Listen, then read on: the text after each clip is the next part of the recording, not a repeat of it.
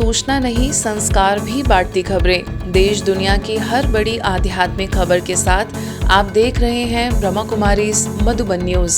Values garden summer camp में बच्चों ने सीखे संस्कारों के बीज बोने के सूत्र।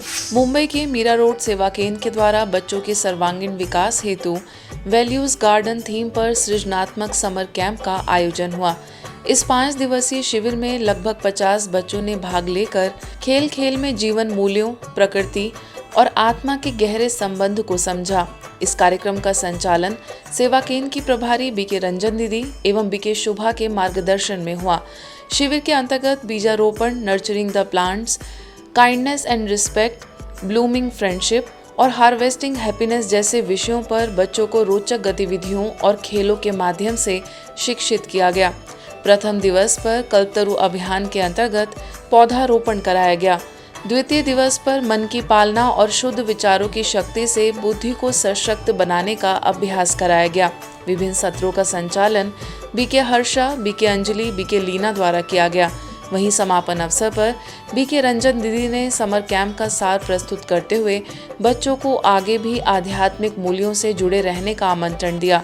इस अवसर पर मधुबन न्यूज की संवाददाता बीके हर्षा ने बच्चों से बातचीत की।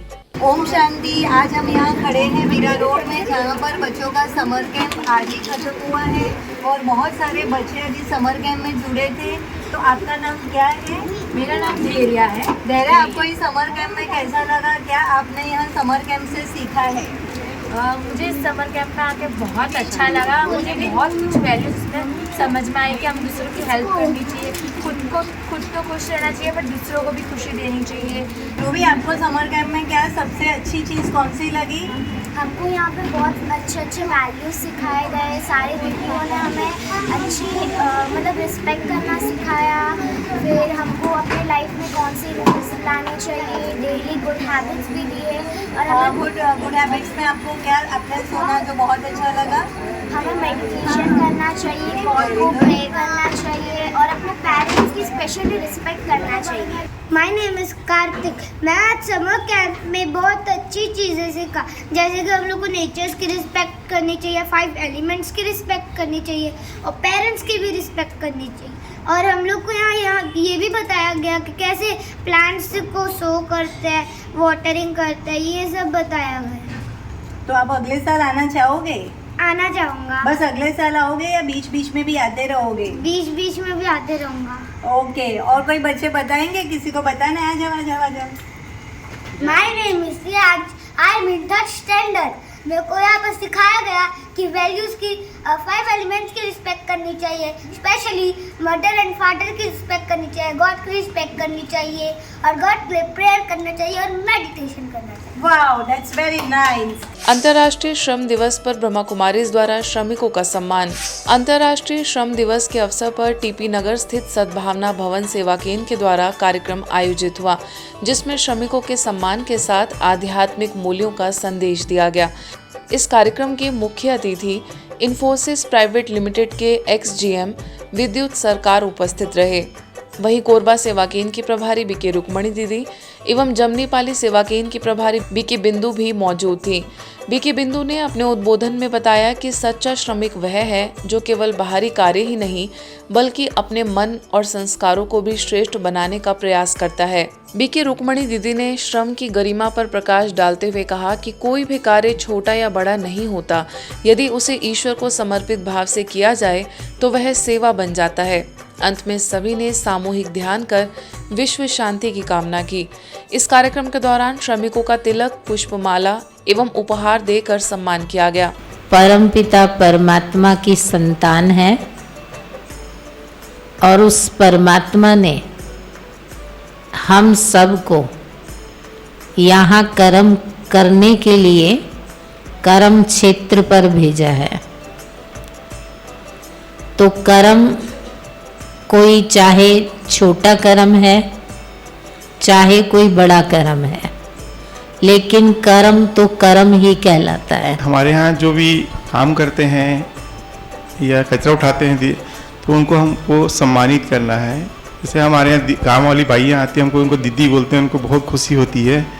जैसे कचरा वाली आते हैं उठाने के लिए, उनको भी हम बोलते हैं दीदी ये उठा दो, और खुशी खुशी उठाने तो तो ये है कि हमें सबका सम्मान करना चाहिए। सम्मान से हर आदमी खुश होता है, क्योंकि हम भी काम करते हैं, हम भी कहीं जाकर काम करते हैं, हम भी एक श्रमिक हैं। ये नहीं कि हम कोई काम कर रहे हैं तो हम श्रमिक नहीं है, हर व्यक्ति श्रमिक है और हर किसी का हमको सम्मान करना है। ओम शांति। द्वादश ज्योतिर्लिंगम रथ यात्रा से गूंजा प्रेम शांति का संदेश। रीवा के शांति धाम झीरिया सेवा केंद्र के द्वारा द्वादश ज्योतिर्लिंगम रथ यात्रा के माध्यम से वर्षव्यापी आध्यात्मिक जन जागरण अभियान का शुभारंभ हुआ। यह दिव्य यात्रा रीवा से मऊगंज तक जनमानस में आध्यात्मिक चेतना का प्रकाश फैलाते हुए आगे बढ़ रही है। भोपाल जोन की निदेशिका बीके निर्मला दीदी के निर्देशन में एवं रीवा की संचालिका बीके लता, मऊगंज की बीके पूर्णिमा के सहयोग से आयोजन सफल रहा। सुसज्जित रथ पर स्थापित 12 ज्योतिर्लिंगम स्वरूप आकर्षण झांकियों और आध्यात्मिक प्रतीकों के साथ श्रद्धालुओं के लिए आस्था का केंद्र बन गए हैं। रथ के माध्यम से निराकार शिव परमात्मा के ज्योति बिंदु स्वरूप एवं शांति धाम निवासी होने का संदेश जन जन तक पहुंचाया जा रहा है। मऊगंज में रथ यात्रा के स्वागत अवसर पर जिलाधीश संजय जैन, अपर कलेक्टर पीके पांडे तथा पुलिस अधीक्षक दिलीप सोनी सहित प्रशासनिक अधिकारियों ने उपस्थित होकर इस प्रयास को सराहा। छतरपुर सेवा केंद्र के द्वारा सीएम राइस स्कूल के पीछे एवं नई तहसील के समीप स्थित मनमोहिनी मैरिज गार्डन के उद्घाटन अवसर पर घर बने मंदिर एवं नशा मुक्त भारत अभियान विषय पर एक प्रेरणादायी कार्यक्रम संपन्न हुआ। कार्यक्रम का शुभारंभ सेवा केंद्र की प्रभारी बीके शैलजा दीदी ने परमात्मा महावाक्यों से किया। राजयोग शिक्षिका बीके कल्पना ने कहा कि यह शरीर एक मंदिर है जिसमें आत्मा रूपी दिव्य मूर्ति विराजमान है। इसके पश्चात बीके मोहिनी ने उपस्थित जनसमूह को नशा मुक्ति की शपथ दिलाते हुए कहा कि नशा घरों को तोड़ता है, जबकि संयम और सजगता घर को मंदिर बनाते हैं। वृंदावन से पधारे आचार्य पंडित शिव शरण करवरिया जी ने सत्संग की महत्ता बताते हुए कहा कि केवल सुनना पर्याप्त नहीं, बल्कि उसे जीवन में उतारना ही सच्ची श्रेष्ठता है। मनमोहिनी मैरिज गार्डन के संचालक एवं उनके परिवार को ब्रह्मा कुमारी बहनों द्वारा शुभकामनाएं दी गयी। आप हमसे श्रद्धा से सुन रही है, अगर आप हट जाओ तो किसको सुनाएंगे? टेंट को सुनाएंगे हम। लेकिन उससे भी श्रेष्ठ कौन है, दुर्लभ कौन है? कर्ता को भी तथा सुधी, जो उस सत्संग को अपने जीवन में उतारता है, करता है, वही व्यक्ति श्रेष्ठ है। तो मैं आपसे हाथ जोड़ के निवेदन करूंगा, जो बहन जी ने बोला है, कोई भी बोला है, उसको अपने जीवन में उतारो, कुछ करो, अपने सनातन धर्म की जागृति रक्षा करते रहो। भुवनेश्वर के यूनिट 8 सेवा केंद्र के द्वारा ओडिशा सरकार के housing and urban development department के अनुरोध पर स्टेट अर्बन डेवलपमेंट एजेंसी के कॉन्फ्रेंस हॉल में स्वच्छता कर्मियों के लिए स्वस्थ शरीर सम्मानजनक भविष्य विषय पर एक प्रेरणादायी कार्यक्रम आयोजित किया गया। इस अवसर पर housing and urban development department के जॉइंट सेक्रेटरी ममता रानी नायक, गरिमा योजना के स्टेट लीड रश्मिता पटेल ने नशे के दुष्परिणामों पर प्रकाश डाला। ब्रह्मा कुमारी की ओर से सेंटर प्रभारी बीके दुर्गेश नंदिनी ने राजयोग के माध्यम से नशा मुक्ति और आंतरिक शक्ति जागृत करने के सरल उपाय बताए। बीके डॉक्टर धीरेन्द्र ने नशे के दुष्प्रभावों पर जागरूक किया। वहीं बीके डॉक्टर सुब्रत कुमार मेहर ने प्राणायाम एवं व्यायाम के अभ्यास द्वारा शारीरिक और मानसिक सुदृढ़ता का मार्ग समझाया। इस कार्यक्रम में उपस्थित सभी कर्मियों को नशा मुक्त जीवन जीने की सामूहिक प्रतिज्ञा दिलाई गई।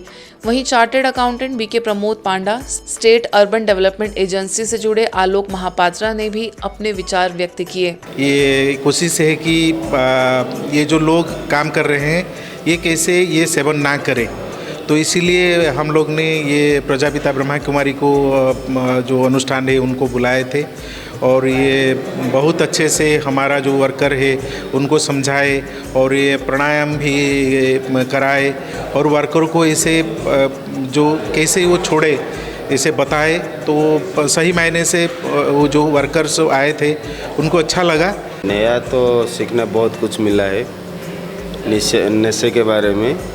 मैं भी गुटखा खा रहा था, मेरा 4 उंगली जा रहा था, अभी मेरा 2 उंगली जा रहा है। मैं 4 साल से छोड़ दिया गुटखा, नहीं खा रहा हूँ। इससे जो हुआ, मैं सामान्य दाल भात भी खाता था, मेरे को बहुत तकलीफ होता है, ये सब चलता था, इसलिए मैं छोड़ दिया।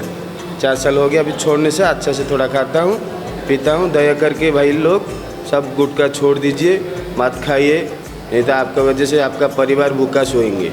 यहाँ से हम सीखे गए गुटखा नहीं खाएंगे और खाने से हमारा परिवार भूखा सोएगा, हमारा शरीर भी बहुत ख़राब होगा। इसलिए हम यहाँ पर सीख के गए ये जो सब हम खुद भले रहेंगे, हमारा बच्चे लोग और जो फैमिली है ना वो सबको भी अच्छे से रखेंगे। हम जो काम करते हैं ना तो वो काम में सोच जो भी करते हैं वो सोच के करना चाहिए कि मेरा मतलब कि जो हम खाना खाते हैं और बाकी जो अल्कोहल और जो गुटखा ये सब खाते हैं उसके बारे में वो बोलते हैं कि गुटखा जो खाते हैं ना वो मत खाइए बस।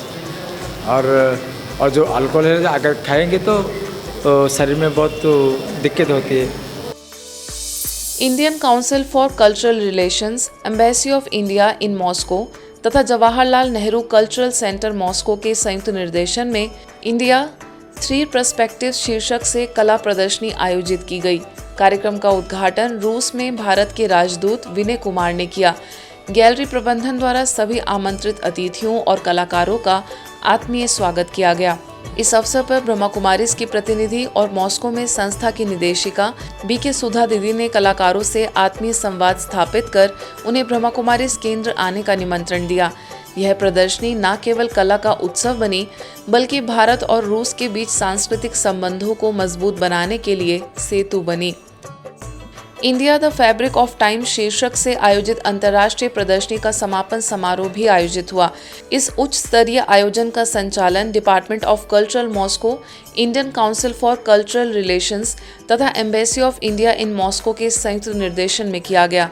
इस अवसर पर ब्रह्मा कुमारीज को भी विशेष आमंत्रित किया गया था, जिसमें मॉस्को में ब्रह्मा कुमारीज की निदेशिका बीके सुधा दीदी ने शिरकत की।